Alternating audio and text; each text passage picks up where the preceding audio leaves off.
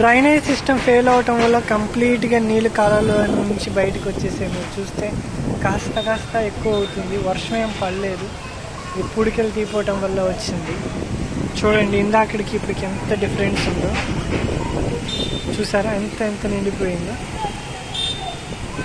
తెలుస్తుంది, ఎంత నిండిపోయిందో. చాలా దూరం వెళ్ళింది, చాలా దూరం.